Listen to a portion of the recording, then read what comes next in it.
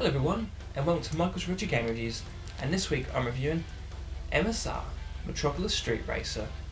Now this game was sent to me by Sega Saturn 1001, thank you very much dude, and the best bit is he sent a sealed copy. Look at that, woo! And I'll open it right now. Right. I always hate DC in the game, but in order to play it, you have to open it. Right.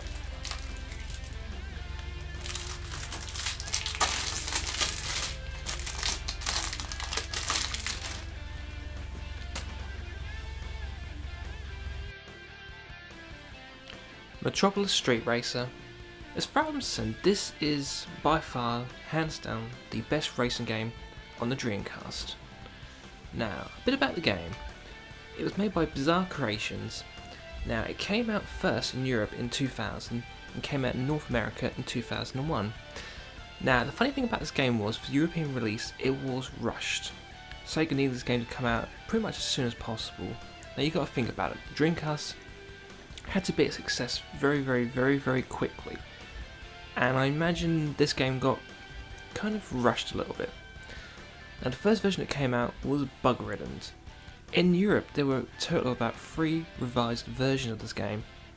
Now by today's standards this wouldn't have been a problem because any small bugs, they do quick patches. They literally can just quickly fix a problem in the game with a small little update. But back then you couldn't. Basically you had one shot. Once you burnt it onto disk, that was that.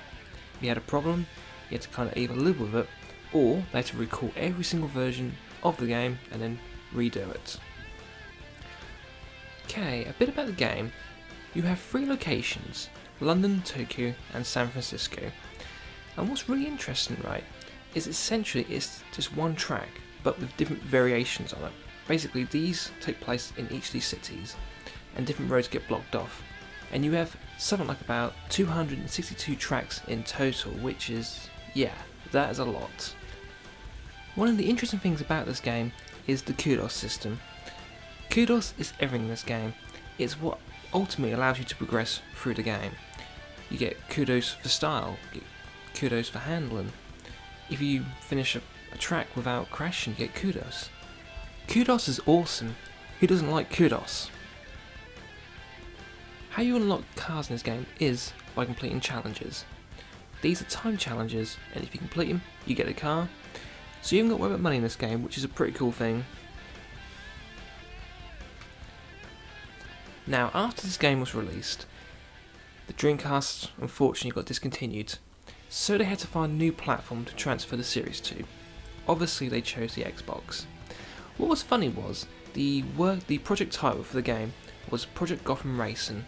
And what was strange is, they actually kept the name. And so far there's been 4 Project Gotham Racing games. Now I've played the series on and off, and I like the way it's progressed. So I didn't really play the first Project Gotham that much. Played the second one, I liked it. I loved the third one, thought it was a brilliant game. Didn't play so much of the fourth one, but on and off I've played it, and it is a good series. One of the things that's sad about it is a lot of the team that was working on Project Gotham Racing 4 have now moved on to the Forza series, and Bizarre Creations was took over by Activision, and early this year the company is no more. So what is going to happen to the series in the future? Will someone take over the name and continue it? Even if they do that, it's not really going to be the same game. We'll see what the future holds for this series. The music. I absolutely love the music in this game. There are so many great tracks. Now how it works is, each of these cities has its own radio station.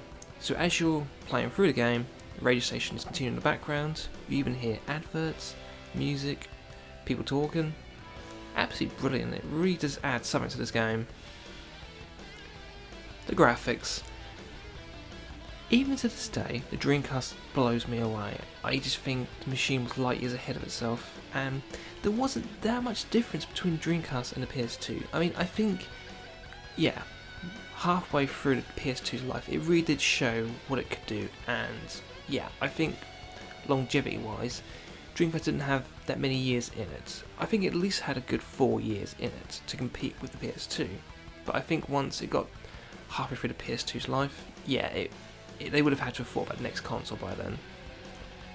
But back to the graphics in this game, I thought they were absolutely amazing, and there's just so much detail. I mean, one, the game looks amazing, and if you look around at this, signs, there's banners with logos, you can even see the Sega logo. The amount of detail, effort and thought that was put into this game is amazing.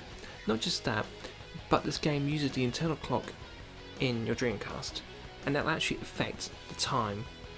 Like, if you were playing, let's say, in the UK where I live, and you were playing in London, literally the time would be exactly to your time.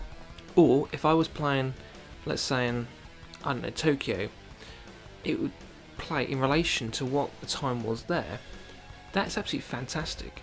I mean, literally, you could literally like play in the evenings or play in the mornings and get different graphics, different looks. Like if you're playing in the morning here, it might be the afternoon in another country. To me, that's a lot of thought and effort that went into that. So, my final thoughts. There were a lot of great racing games for the Dreamcast, but my personal opinion is this was the killer racing game for the Dreamcast. If you had a Dreamcast and you wanted the best racing game for it, the system's killer racing title, this was the game for you. It's a brilliant game, it's got plenty of depth to it, amazing graphics, and a really great soundtrack.